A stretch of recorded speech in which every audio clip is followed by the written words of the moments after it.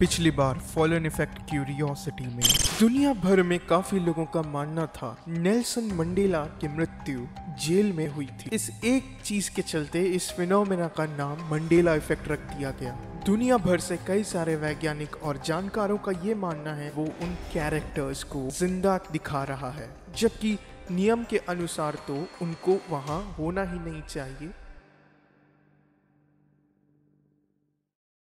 रहस्यमय तरीके से लोगों का गायब हो जाना और परग्रहियों का दिखना, क्या ये सब एक इत्तेफाक है? क्या ये इंसानों के दिमाग की एक कल्पना है? उड़ते हुए हवाई जहाज और तैरते हुए समुद्री जहाजों का गायब हो जाना, क्या ये भी महज इत्तेफाक है? और क्या फेसबुक की तरफ से बनाए जाने वाला मेटावर्स असल में इस बात का सबूत है कि हम भी जिस दुनिया में हैं वो भी असल में एक सिमुलेशन है? और क्या होता है जब लोग इन चीजों को अपनी आंखों से देखते हैं?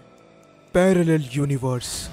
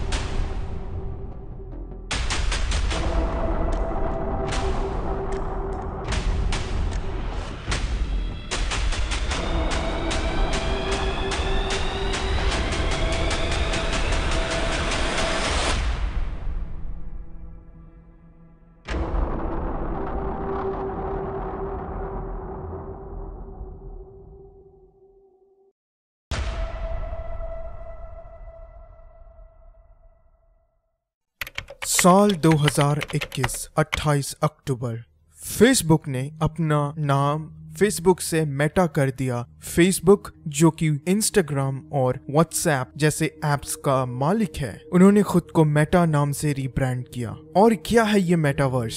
दरअसल मेटावर्स तो फेसबुक का एक प्रोजेक्ट है, एक महत्वाकांक्षी प्रोजेक्ट जिसमें फेसबुक ने ये दावा किया है कि वो एक ऐसे ब्रह्मांड को बना सकते हैं मेटावर्स के अंदर, जहां हम जैसे लोग अपने अपने अवतार के रूप में जाकर कुछ भी कर सकते हैं। फेसबुक के हिसाब से ये एक ऐसी दुनिया होने वाली है जहां आप स्वयं को बदल सकते हैं। लोग अपने हिसाब से अपना शरीर का वजन और अपने शरीर की ऊंचाई को बढ़ा सकते हैं। इसके अलावा आप अपने चेहरे को अपने फेवरेट आर्टिस्ट या एक्टर के रूप में भी बदल सकते हैं। इतनी सारी फैसिलिटीज के साथ हम इस बारे में सोचने पे मजबूर हो जाते हैं कि क्या ये सबूत है कि इंसान अब इतने उन्नत हो चुके हैं और विकास के उस दौर पे हैं जब इंसान भी ब्रह्मांड को बना सकते हैं, ठीक वैसे ही जैसे एलियंस ने हमारे ब्रह्मांड को बनाया था और ठीक वैसे ही हम अपने असली दुनिया को देखते हैं। और क्या ये बात काफी है ये कहने के लिए कि एलियंस असल में होते हैं और उनके होने की सच्चाई अब हमें कबूल कर लेना चाहिए? काफी सारे लोग बहुत वक्त से ये मानते आ रहे हैं कि हमारे ब्रह्मांड की तरह बहुत सारे ब्रह्मांड हैं और उन सारे ब्रह्मांड में कुछ न कुछ अलग है। और जब हम हमारे जिंदगी में कोई भी एक फैसला लेते हैं तो उससे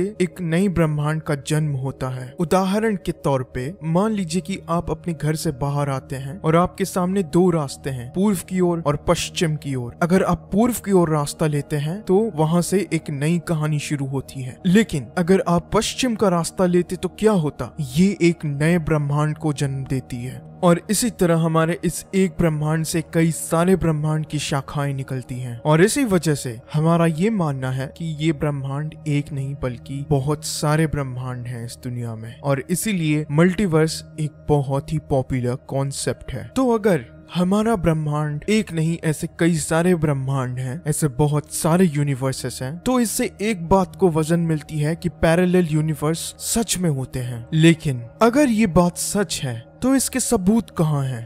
क्या हमारे ब्रह्मांड में ऐसी कोई भी घटना हुई है जिससे हम ये मान लें कि पैरेलल यूनिवर्स सिर्फ एक थ्योरी नहीं बल्कि ये तो एक सच्चाई है?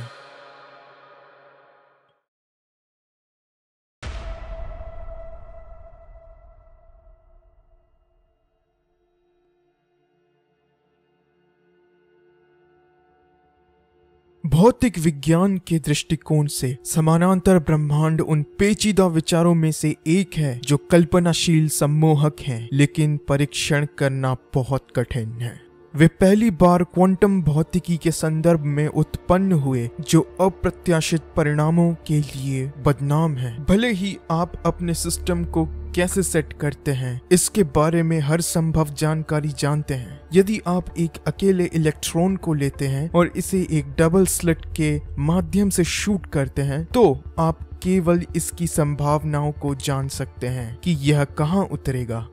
हालांकि आप ठीक भविष्यवाणी नहीं कर सकते कि ये कहां दिखाई देगा। एक उल्लेखनीय विचार जिसे क्वांटम यांत्रिकी की विश्व व्याख्या के रूप में जाना जाता है, यह मानता है कि सभी परिणाम जो संभव हो सकते हैं वो वास्तव में होते हैं, लेकिन प्रत्येक ब्रह्मांड में केवल एक ही परिणाम हो सकता है। सभी संभावनाओं के लिए असीमित संख्या में समानांतर ब्रह्मांडों की आवश्यकता होती है, लेकिन यह व्याख्या किसी भी अन्य की तरह ही मान्य है। ऐसा कोई प्रयोग या अवलोकन नहीं है जो इसे खारिज करता है। तो अगर पैरेलल यूनिवर्स एक सच्चाई है, तो क्या यही वजह है कि दुनिया भर से लोग ऐसी चीजें रिपोर्ट कर रहे हैं जो एक पैरेलल यूनिवर्स में ही संभव हो सकता है? इंटरनेट पे ऐसे बहुत सारे वीडियोस वायरल हो रहे हैं जिसमें लोग अचानक से गायब हो रहे हैं और कहीं से भी प्रकट भी हो रहे हैं। ऐसे वीडियोस इंटरनेट पे बहुत ज्यादा पॉपुलर हो रहे हैं और कुछ हालांकि फेक हैं, पर बहुत सारे ऐसे वीडियोस भी हैं जिन्हें वीडियो एनालिस्ट ने अब तक अनसॉल्व्ड घोषित किया है।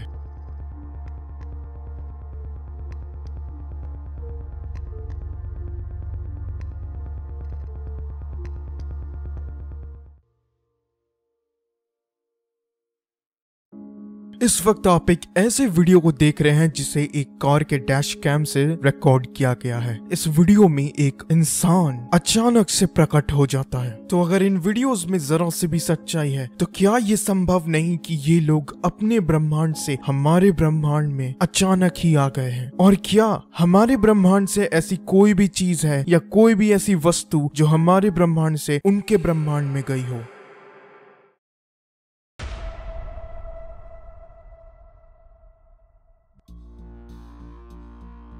वैसे तो बहुत सारे लोग हैं इस दुनिया में जो अचानक ही एक दिन गायब हो गए, और ऐसे बहुत सारे केसेस हैं जिनमें लोग सचमुच गायब हो गए और फिर उनका कभी पता नहीं चला। मिसाल के तौर पे शेरिल लेविट, उनकी 19 वर्षीय बेटी सुजैन स्ट्रीटर और सूजी की 18 वर्षीय दोस्त स्टेसी मकैल सभी 1992 में जून की शुरुआत में अपने मिसौरी शहर में इन दोनों बच्चियों के ग्रेजुएशन पार्टी में गए थे, लेकिन अगले दिन उनका कोई अता पता नहीं चला। उनकी सारी निजी संपत्ति पीछे छूट गई थी। पर्स, कार की चाबियां और संघर्ष के कोई संकेत स्पष्ट नहीं थे। इन वर्षों में अधिकारियों ने कई सुराग ढूंढ निकाले। सभी को या तो बदनाम कर दिया गया है या अनिर्णायक पाया गया है। Springfield police still open cold case को अपहरण मान रही है। तो क्या हुआ था उनके साथ? कैसे ये दो लड़कियां और शेरिल लेविट अचानक दिन दहाड़े गायब हो गए? इस बात का कोई सबूत किसी को कहीं नहीं मिला और इस केस को हमेशा के लिए बंद कर दिया गया। तो क्या ये संभव नहीं कि शेरिल लेविट, सुजैन स्ट्रीटर और स्टेसी मैकॉल ये तीनों एक पैरेलल यूनिवर्स में पहुंच गए थे? क्या ये बिल्कुल भी संभव नहीं कि पैरेलल यूनिवर्स में इन तीनों ने एक ही साथ सफर किया हो? लेकिन क्या ये चीजें सिर्फ इंसानों के साथ ही होती हैं या इनके और भी बहुत सारे प्रमाण हैं?